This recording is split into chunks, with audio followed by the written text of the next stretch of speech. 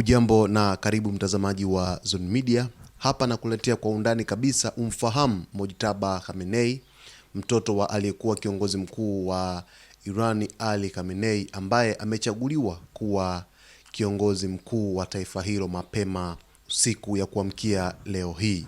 Mojtaba Khamenei ni mwanazuoni wa Kiislamu na mwanasiasa kutoka nchini Irani ambaye ametangazwa kuwa kiongozi mkuu wa tatu wa Jamhuri ya Kiislamu ya Iran baada ya kuchaguliwa na baraza la wataalamu wa kidini linalojulikana kama Assembly of Experts. Nafasi ya Supreme Leader ndiyo yenye mamlaka makubwa zaidi katika mfumo wa utawala wa Iran, ikiwa juu hata ya rais wa nchi. Mojtaba Khamenei alizaliwa tarehe 8 Septemba mwaka 1969 katika mji wa Mashhad nchini Iran. Yeye ni mtoto wa pili wa aliyekuwa kiongozi mkuu wa Iran Ali Khamenei, ambaye aliongoza taifa hilo kwa zaidi ya miaka 30 na kuwa mmoja wa viongozi wenye ushawishi mkubwa katika historia ya kisiasa ya Iran. Kukulia katika familia yenye ushawishi mkubwa wa kisiasa na kidini kulimfanya Mojtaba kukutana mapema na masuala ya uongozi na siasa za nchi hiyo. Baada ya kumaliza elimu yake ya msingi na sekondari mjini Tehran, Mojtaba aliamua kufuata njia ya masomo ya kidini kama ilivyo kwa wanazuoni wengi wa madhehebu ya Shia nchini Iran. Alijiunga na seminari kubwa ya kidini katika mji wa Qom, ambayo ni moja ya vituo muhimu zaidi vya elimu ya Kiislamu duniani. Katika seminari hiyo alisoma sheria za Kiislamu, tafsiri ya Quran na falsafa ya Kiislamu chini ya wanazuoni wakubwa wa madhehebu ya Shia. Mafunzo haya yalimsaidia kujijenga kama mwanazuoni wa kidini na kumpa nafasi ya kufundisha wanafunzi wengine katika taasisi hiyo ya kidini. Katika miaka ya mwisho ya vita kati ya Iran na Iraki vilivyodumu kuanzia mwaka 1980 hadi mwaka 1988, Mojtaba alijiunga na Islamic Revolutionary Guard Corps maarufu kama IRGC. Jeshi hili ni moja ya taasisi zenye nguvu kubwa nchini Iran na lina jukumu kubwa la kulinda mfumo wa Jamhuri ya Kiislamu ulioundwa baada ya Iranian Revolutionary ya mwaka 1979.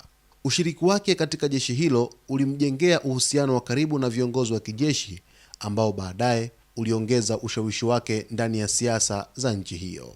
Kwa miaka mingi, Mojtaba Khamenei hakuwahi kushika nafasi kubwa ya serikali hadharani, lakini alijulikana kuwa na ushawishi mkubwa nyuma ya pazia ndani ya mfumo wa uongozi wa Iran. Wachambuzi wengi wa siasa za Mashariki ya Kati wamekuwa wakisema kuwa Mojtaba alikuwa na jukumu muhimu katika baadhi ya maamuzi ya kisiasa yaliyokuwa yakifanywa katika ofisi ya baba yake.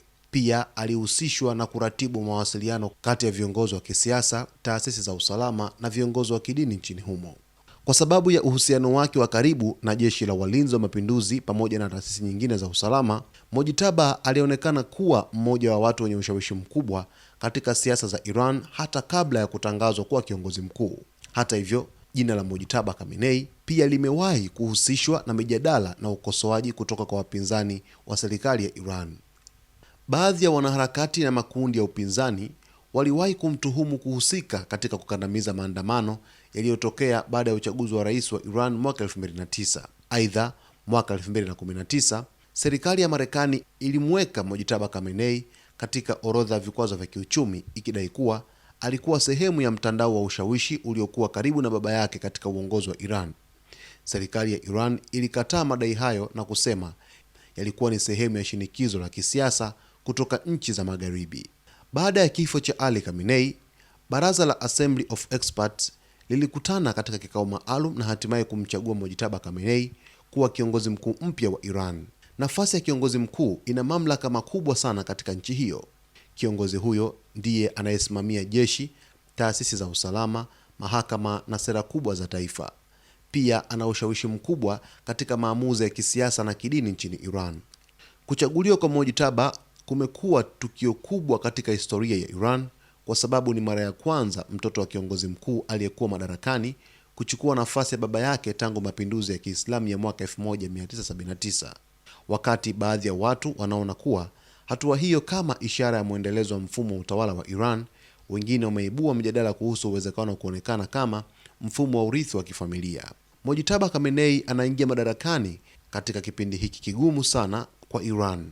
Taifa hilo linakabiliwa na changamoto kadhaa zikiwemo shinikizo la kimataifa, vikwazo vya kiuchumi pamoja na mvutano wa kijeshi katika eneo la Mashariki ya Kati. Aidha, dunia inatazama kuona ni sera gani mpya atakazochukua katika masuala ya kidiplomasia, uchumi na usalama wa taifa.